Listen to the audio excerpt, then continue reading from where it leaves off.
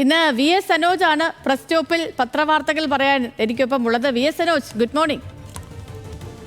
Good morning. Good morning. Okay, എന്തൊക്കെയുണ്ട് V S Sanoj വിശേഷം? നല്ല വിശേഷം സേതു. നല്ല വിശേഷം.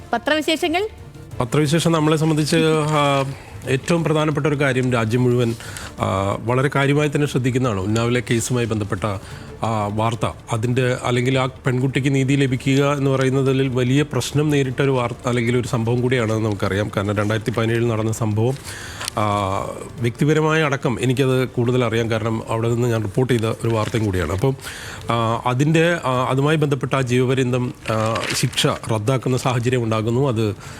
ഇതിനെതിരെ CBI ഇപ്പോൾ കോടതിയിൽ പോയിരിക്കുന്നു. സുപ്രീം കോടതി അത് പരിഗണിക്കാനിരിക്കുന്നു. അപ്പം അവരുടെ മാതാപിതാക്കളടക്കം ലോകം മുഴുവൻ അല്ലെങ്കിൽ രാജ്യത്തെ എല്ലാ മനുഷ്യാവകാശ പ്രവർത്തകരും മനുഷ്യസ്നേഹികളും എല്ലാം ഇപ്പോൾ പ്രതിഷേധത്തിലാണ്. ആ വാർത്ത ഏറ്റവും വലിയ പ്രാധാന്യത്തോടുകൂടെ നൽകിയൊരു ദിവസം എന്ന് പറയാം. മറ്റൊന്ന്, മറ്റത്തൂരിലെ കൈമാറ്റം എന്നുള്ള കോർട്ടിൽ നമ്മൾ കൈമാറ്റം എന്ന് പറയാവുന്ന ഒരു വാർത്തയ്ക്കും വലിയ പ്രാധാന്യമുണ്ട്. ഏതായാലും ഞാൻ പത്രങ്ങളിലേക്ക് വരാം. ഒന്നാം പേജിൽ രണ്ട് പ്രധാനപ്പെട്ട ചിത്രങ്ങൾ ഇന്ന് ഒന്നാം പേജിൽ മലയാള മനോരമയുടെ ഒന്നാം പേജിൽ നൽകിയിരിക്കുന്നു. അത് ഞാനിപ്പോൾ പറഞ്ഞതുപോലെ ഇരുളിലോ നീതി എന്ന് പറഞ്ഞുകൊണ്ട് ഉന്നാവ് പീഡനക്കേസിൽ ഈ പ്രതിഷേധം ഡൽഹി ജന്തർ മന്ദറിൽ നടക്കുന്ന ചിത്രം മലയാള മനോരമ ഒന്നാം പേജിൽ നൽകിയിരിക്കുന്നു. ഇരുളിലോ നീതി എന്ന തലക്കെട്ടോടുകൂടെ അല്ലെങ്കിൽ ക്യാപ്ഷനോടുകൂടെ ആ ചിത്രം നൽകിയിരിക്കുന്നു. ഇത് എല്ലാ പത്രങ്ങളും വലിയ പ്രാധാന്യത്തിൽ നൽകിയ അല്ലെങ്കിൽ ഈ വാർത്തയുടെ ഈ ചിത്രത്തെ എല്ലാവരും ആ രീതിയിൽ തന്നെ അവതരിപ്പിച്ചിട്ടുണ്ട്. ഒപ്പം പുലരട്ടെ നീതി എന്ന് പറഞ്ഞുകൊണ്ട് മാതൃഭൂമി ഒന്നാം പേജിൽ ചിത്രം സഹിതം നൽകിയിരിക്കുന്നു. വിവിധ സംഘടനകളിൽപ്പെട്ടവർ ഞായറാഴ്ച ഡൽഹിയിലെ ജന്തർ മന്ദറിൽ നടത്തിയ പ്രതിഷേധം എന്ന് ആ വാർത്തയിൽ പറയുന്നുണ്ട്. ഇക്കാര്യത്തിൽ അതായത് ഇത് റിവോക്ക് ചെയ്യണം എന്നാവശ്യപ്പെടുന്നു. ഈ സെങ്കാറിൻ്റെ ബെയിൽ ഇമീഡിയറ്റ്ലി ഈ തീരുമാനം റിവോക്ക് ചെയ്യണമെന്ന് ആവശ്യപ്പെടുന്നു. ഐസ പോലെയുള്ള JNUവിലെ ഏറ്റവും പ്രധാനപ്പെട്ട അല്ലെങ്കിൽ ഡൽഹിയിലെ വിദ്യാർത്ഥി സംഘടനകളടക്കം കടുത്ത പ്രതിഷേധത്തിലാണ്. ആ രണ്ട് ചിത്രങ്ങൾക്ക് ഒരു പ്രാധാന്യമുണ്ട് എന്ന് പറയാം. ഒപ്പം മനോരമയുടെ ഒന്നാം പേജിൽ മറ്റൊരു നമ്മളെല്ലാം സന്തോഷിപ്പിച്ച ഇന്നലത്തെ ഒരു പ്രധാനപ്പെട്ട വാർത്തയുടെ ചിത്രവും മനോരമ ഒന്നാം പേജിൽ നൽകിയിരിക്കുന്നു. അത് ഗ്രാൻഡ് ഓപ്പണിംഗ് എന്ന തലക്കെട്ട് ഒരു ക്യാപ്ഷനോടുകൂടെ തിരുവനന്തപുരത്ത് ശ്രീലങ്കയ്ക്കെതിരായിട്ടുള്ള 4ാം വനിതാ 2020 മത്സരത്തിലെ സ്മൃതി മന്ദാരയുടെയും ഷെഫാലി വർമ്മയുടെയും ചിത്രം ആണ്. 30 റൺസിന് ഇന്ത്യ വിജയിക്കുകയും ചെയ്തു. ഈ മറ്റൊരു പ്രധാനപ്പെട്ട ചിത്രം എന്ന് പറയുന്നത്, ഞാൻ ഈ 4 ചിത്രങ്ങളിലൂടെ തുടങ്ങാം എന്ന് വിചാരിച്ചതിൻ്റെ ഒരു കാരണം കൂടെ അതുകൊണ്ടാണ്. കാരണം ഇന്ന് പത്രങ്ങൾ ചിത്രത്തിന് പ്രാധാന്യം നൽകിയൊരു ദിവസം എന്നുകൂടെ പറയാം ഒന്നാം പേജിനെ സംബന്ധിച്ചിടത്തോളം. മാതൃഭൂമിയിൽ നാവികശക്തി നാരീശക്തി എന്ന് പറഞ്ഞുകൊണ്ട് ഈ നാവികസേനയുടെ കരുത്തായ INS വാഗ്ഷീർ അന്തർവാഹിനിയിൽ സഞ്ചരിക്കാനെത്തിയ രാഷ്ട്രപതി ദ്രൗപദി മുർമുവിൻ്റെ ചിത്രം ഇന്ന് മാതൃഭൂമി ഒന്നാം പേജിൽ നൽകിയിരിക്കുന്നു എന്നുള്ളതാണ്. ഇന്ന് മറ്റ് വാർത്തകൾ അല്ലെങ്കിൽ ഏറ്റവും പ്രധാനപ്പെട്ട തലക്കെട്ടിൽ വന്നിരിക്കുന്ന വാർത്തകളിലേക്ക് പോയാൽ മാതൃഭൂമിയെ സംബന്ധിച്ച് നെൽകർഷകന് വീണ്ടും നഷ്ടബാക്കി എന്നാണ് മാതൃഭൂമിയുടെ തലക്കെട്ട്. പ്രധാനപ്പെട്ട വാർത്ത, സംഭരണ വില വൈകുമെന്ന് പേടിച്ച് സപ്ലൈകോയെ തഴഞ്ഞു, സംഭരിച്ചതിന് പണം നൽകാതെയും വില കുറച്ചും സ്വകാര്യ ബില്ലുടമകളുടെ ചൂഷണം.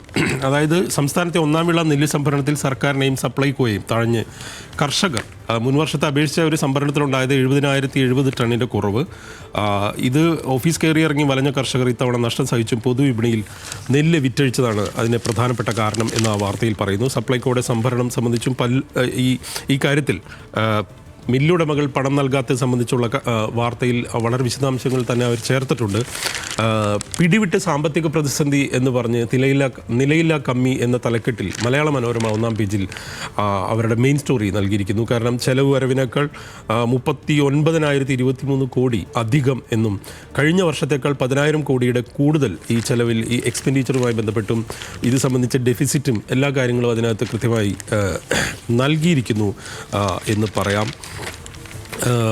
നമ്മൾ തിരിച്ച് വീണ്ടും നേരത്തെ പറഞ്ഞതുപോലെ ഈ മറ്റത്തൂരിലെ കൈകൊടുക്കലിലേക്ക് വന്നാൽ ആ വാർത്ത വലിയ പ്രാധാന്യത്തിൽ പത്രങ്ങൾ നൽകിയൊരു ദിവസം കൂടിയാണ് എന്ന് പറയേണ്ടി വരും. മറ്റത്തൂർ മോഡൽ കൈകൊടുക്കൽ കോൺഗ്രസിനെതിരെ ആയുധമാക്കി CPM എന്ന് മാതൃഭൂമിയുടെ 7ാം പേജിൽ വളരെ വിശദമായി തന്നെ നൽകിയിരിക്കുന്നു. അതിൽ മറ്റത്തൂരിൽ 8 കോൺഗ്രസ് അംഗങ്ങളും രാജിവെച്ച് BJPക്കും ചേർന്നു. സർവമായ എന്ന് പറയുന്ന സിനിമയുടെ ആ സീക്വൻസിൽ അല്ലെങ്കിൽ അതിലെ ഒരു ദൃശ്യത്തെ ബേസ് ചെയ്തുകൊണ്ട് ഒരു കാർട്ടൂൺ കൂടെ ഗോപികൃഷ്ണൻ മാതൃഭൂമിയിൽ വരച്ചിരിക്കുന്നു. അതിൽ രാജീവ് ചന്ദ്രശേഖറും VD സതീശനും ഉണ്ട്. കോൺഗ്രസ് കോൺഗ്രസ് ഒറ്റച്ചാട്ടത്തിന് BJP-യിലേക്ക് എത്തുന്ന പാർട്ടിയാണെന്നുള്ള മുഖ്യമന്ത്രിയുടെ വിമർശനം അവർ ഒരു പ്രാധാന്യത്തിൽ തന്നെ നൽകിയിരിക്കുന്നു എന്ന് പറയാം. പുകഞ്ഞു കത്തി മറ്റത്തൂർ എന്ന് മാതൃഭൂമി അതിൽ നൽകിയിട്ടുണ്ട്. ആരോപണവും പ്രത്യാരോപണങ്ങളും തുടരുകയാണ്. ഈ സാഹചര്യത്തിൽ ഇത് വലിയ രീതിയിലുള്ളൊരു വിമർശനം അല്ലെങ്കിൽ വലിയൊരു ഇഷ്യൂ ആയി തന്നെ മാറുന്നു. BJP-യുമായി പങ്കുചേരുന്ന ഒരു സാഹചര്യം ഉണ്ട് എന്നുള്ള തരത്തിലേക്കുള്ള രാഷ്ട്രീയ വിമർശനം CPM അടക്കം ഉന്നയിക്കുന്നു. മംഗളം കൂറുമാറ്റത്തൂർ എന്നാണ് മംഗളത്തിൻ്റെ തലക്കെട്ടിൽ പറഞ്ഞിരിക്കുന്നത്. ഓപ്പറേഷൻ ലോട്ടസ് എന്ന് മുഖ്യമന്ത്രി അതിനെ വിളിച്ചതും അതിൽ വിപ്പില്ലെന്ന് കോൺഗ്രസ് പറഞ്ഞ കാര്യവും മംഗളത്തിൻ്റെ വാർത്തയിൽ ചേർത്തിരിക്കുന്നു. ഇത് ദീപികയും പ്രാധാന്യത്തിൽ നൽകിയിട്ടുണ്ട്. കത്തിപ്പടർന്ന മറ്റത്തൂരിലെ BJP ബന്ധം വിപ്പ് നൽകിയില്ല. DCC പ്രസിഡന്റ് പറയുന്നത് കള്ളമെന്ന് പുറത്തായവർ പറയുന്നു. ജീവൻ പോയാലും BJP-യിൽ ചേരില്ല എന്ന് അവർ പറഞ്ഞ കാര്യം അതിനകത്ത് ചേർത്തിട്ടുണ്ട്. ദേശാഭിമാനി ഈ വാർത്ത ദേശാഭിമാനിയുടെ പ്രധാനപ്പെട്ട വാർത്തയാണ്.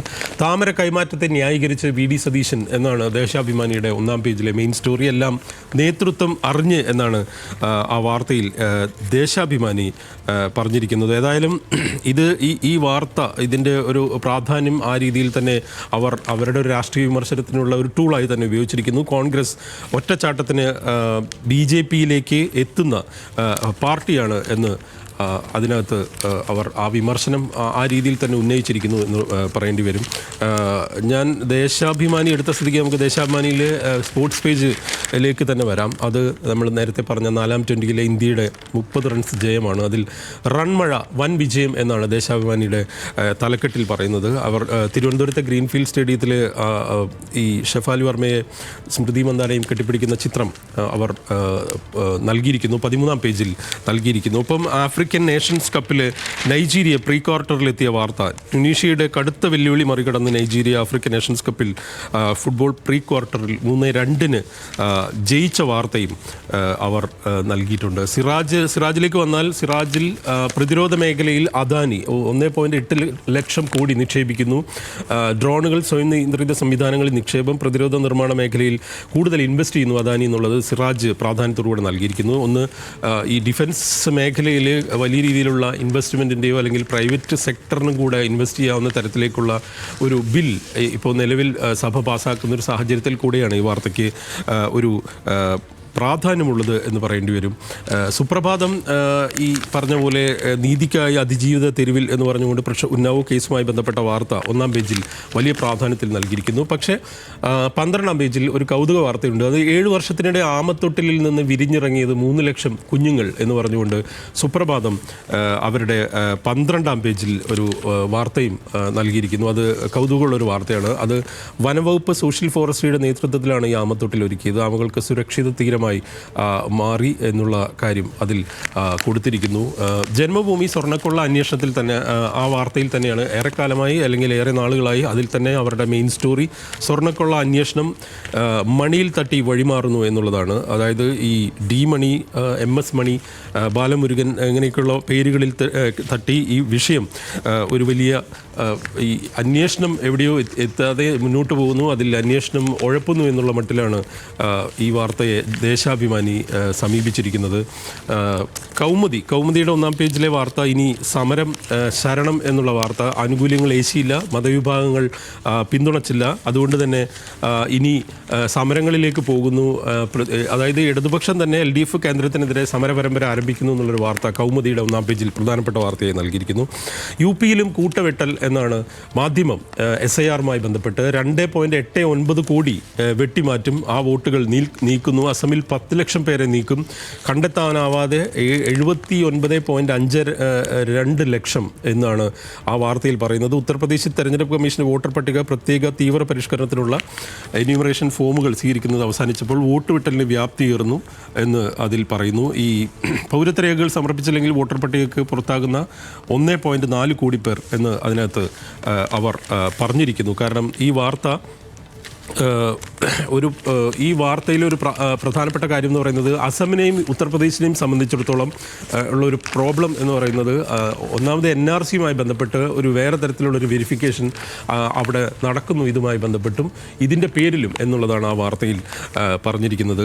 മാതൃഭൂമി 12-ാം പേജിൽ കർണാടകയിലെ ബുൾഡോസർ രാജിൻ്റെ ഒരു വാർത്ത കൊടുത്തിരിക്കുന്നു. അത് ചർച്ചയാക്കുകയാണ് CPM അത് വലിയ രീതിയിൽ കർണാടകയിൽ അടക്കം അവരുടെ ബാംഗ്ലൂരിലെല്ലാം മലയാളി ഡയസ്പൊറയുള്ള ഒരു സ്ഥലം എന്ന രീതിയിൽ അതൊരു വലിയ വാർത്ത ആക്കി തന്നെ നൽകുകയും ഒപ്പം അത് UPയിലും എല്ലാം നടന്നിരുന്ന അല്ലെങ്കിൽ ഹരിയാനയിലും എല്ലാം നടന്നിരുന്ന ബുൾഡോസർ രാജ് അതിന് മോഡലിനെ എതിർത്തിരുന്ന കോൺഗ്രസ് ഭരിക്കുന്ന സംസ്ഥാനത്ത് ബുൾഡോസർ രാജ് വരുന്നു.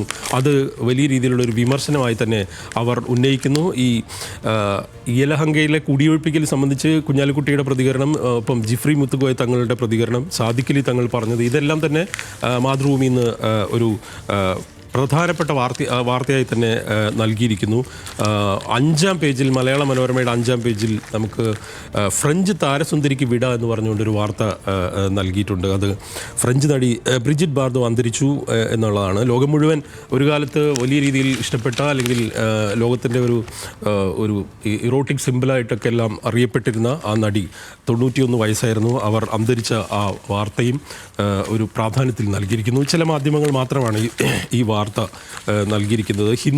ഹിന്ദു ഇന്ന് വെനസ്വേലയിലെ ഈ അമേരിക്കയും വെനസ്വേലയും തമ്മിലുള്ള ഒരു വലിയ രീതിയിലുള്ള ഒരു വാർ അല്ലെങ്കിൽ അതിൻ്റെ ഒരു സാധ്യത, യുദ്ധമുന തുറന്നിരിക്കുന്ന ഒരു സാഹചര്യത്തിൽ ഹിന്ദു 7-ാം പേജിൽ വെനസ്വേലയുടെ റിസോഴ്സ് കേസ് എന്ന് പറഞ്ഞുകൊണ്ട് വെനസ്വേലയിലെ രാഷ്ട്രീയം അല്ലെങ്കിൽ വെനസ്വേലയിലെ എണ്ണ രാഷ്ട്രീയം എങ്ങനെയാണ് അവിടെ എഫക്റ്റ് ചെയ്യുന്നത്, മറ്റൊന്ന് ഈ എണ്ണ ലോകത്തിലെ ഏറ്റവും അധികം അതിൻ്റെ റിസോഴ്സ് ഉള്ളൊരു രാജ്യം എന്തുകൊണ്ടാണ് ഇക്കണോമിക്കലി ഇത്രയും പൂവറായി മുന്നോട്ട് പോകുന്നത്, ഈ രണ്ട് കാര്യങ്ങൾ കൂടെ ആ വാർത്തയിൽ അല്ലെങ്കിൽ ആ വിശകലനത്തിൽ അവർ ഹിന്ദുവിൻ്റെ 7-ാം പേജിൽ ചേർത്തിരിക്കുന്നു എന്നുള്ളതാണ്. പ്രത്യേകിച്ച് ട്രംപ് ഇപ്പോൾ അല്ലെങ്കിൽ JD വാൻസ് എല്ലാം തന്നെ ഇതുമായി ബന്ധപ്പെട്ട് വെനസ്വേലയെ ഏതെങ്കിലും തരത്തിൽ നിക്കോളാസ് മഡിയൂറോ ഭരണകൂടത്തെ തകർക്കുമെന്ന് പറഞ്ഞുകൊണ്ടിരിക്കുന്ന ഒരു സമയത്ത് എന്താണ് അവിടുത്തെ എണ്ണ വിപണിയുമായി ബന്ധപ്പെട്ട് അതിൻ്റെ ഒരു സ്റ്റാറ്റിസ്റ്റിക്സ് എന്നുള്ളതാണ് ഹിന്ദുവിൻ്റെ വളരെ രസകരമായ വിശകലനമായി ചേർത്തിരിക്കുന്നത്. ധാരാളം വാർത്തകളുള്ള ദിവസമാണ്. ഞാൻ നമ്മുടെ സമയപരിമിതി കൊണ്ട് തൽക്കാലം പ്രസ് സ്റ്റോപ്പ് നിർത്തുകയാണ്. നമ്മുടെ പ്രേക്ഷകർക്ക് ശുഭദിനം ആശംസിക്കുന്നു. സേതു.